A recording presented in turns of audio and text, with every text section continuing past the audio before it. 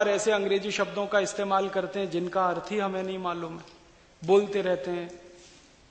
हम अंग्रेजी का एक शब्द अक्सर बोलते हैं। कई बार मैं भारत के ऐसे लोगों के घरों में जाता हूं जो अंग्रेजी पढ़ नहीं पाए और भारतीय रह नहीं पाए, अधकचरे हो गए। हाँ, अंग्रेजी पढ़ नहीं पाए पूरी और भारतीय रह नहीं पाए, ऐसे घरों में जाता हूं। तो वो किस तरह से बात करते हैं, oh Rajiv Dikshit, she is my missus. मैं कहता हूं really she is your missus? तो वो थोड़े बौखला जाते हैं, क्या बोल रहे हैं। मैं पूछता हूं तुमको मालूम है मिसेज का अर्थ क्या होता है? मालूम है तो बोलो, नहीं मालूम तो मत बोलो। क्या अर्थ है मिसेज का जानते हैं? मिसेज शब्द का अगर इतिहास आप पढ़ेंगे, इंग्लैंड में, यूरोप में क्या होता है ना, बिना शादी के पति पत्नी बन के साथ रहने की हजारों साल पुरानी परंपरा है, जिसको लिव इन रिलेशनशिप कहते हैं यूरोप में। शादी नहीं करते लेकिन रहते पति पत्नी की तरह से, बच्चे भी कर लेते हैं, शादी नहीं करते। ये विचित्र परंपरा है। एक के साथ आज रह रहे हैं, कल दूसरे के साथ रह रहे हैं, परसों तीसरे के साथ रह रहे हैं, किसी दिन चौथे के साथ, किसी दिन पांचवें के साथ। एक आदमी 40 स्त्रियों के साथ रहता है, एक स्त्री 40 पुरुषों के साथ रहती। अब उसमें होता क्या है कि जिन 40 के साथ रहते हैं, जिसमें एक के साथ अगर शादी हो गई तो उसको छोड़कर सब मिसेज हो जाती है। समझिएगा इस बात को। मिसेस का माने है धर्म पत्नी को छोड़कर वो सारी महिलाएं जिनके साथ आप रात बिता चुके हैं, बिस्तर पे रह चुके हैं, वो मिसेस होती हैं। धर्म पत्नी मिसेस नहीं होती। और मिस्टर इसका उल्टा है।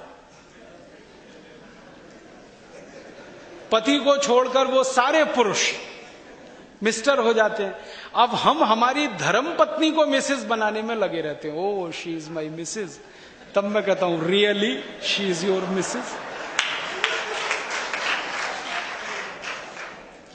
मत बोलिए, अच्छा शब्द नहीं, बहुत खराब। हमारे देश में इसके लिए बहुत सुंदर शब्द है, तो हम क्यों बोलें ये? जब नहीं हो तो बोलना मजबूरी हो सकता। अपने पास तो है ना श्रीमती।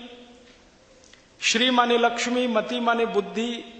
तो लक्ष्मी और बुद्धि माने लक्ष्मी और सरस्वती जहां एक साथ हो, वो श्रीमती। कितना सुंदर शब्द है। तो श्रीमती छोड़ के मिसेस में क्यों फंस गए? तो माताओं बहनों से निवेदन है कि मिस्टर ना कहें अपने पति को। भाइयों से निवेदन है पत्नियों को मिसेस ना कहें। यहां से शुरू करें। और एक बहुत खराब शब्द है अंग्रेजी का, मैडम। बहुत खराब। ये जो मैडम शब्द है ये अंग्रेजी का नहीं है, मूलतः फ्रेंच का है। ये फ्रेंच में एक शब्द होता है मादाम। MA माने मां, DAME दाम। दाम माने होता है स्त्री, महिला, औरत, उसको दाम कहते हैं। और MA माने मां, मां माने मेरा।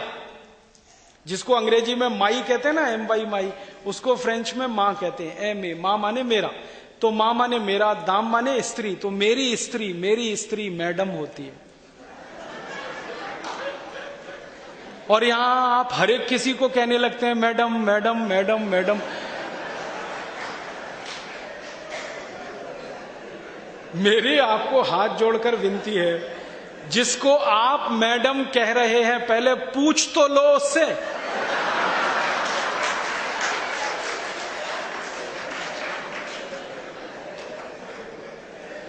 आप पूछो और वो आपको परमिशन दे, तब आप उसको मैडम कहो।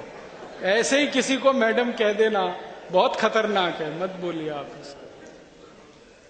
अंग्रेजी शब्दों का अर्थ जाने, समझें, फिर उसके बाद उनका उपयोग करें तो ठीक है। लेकिन जब आप जानते नहीं, समझते नहीं और उनका उपयोग करते हैं तो उसमें गुड़गोबर हो जाता है। तो ये फालतू अंग्रेजी शब्द अपने जीवन में ना लाएं। मैं तो आपको एक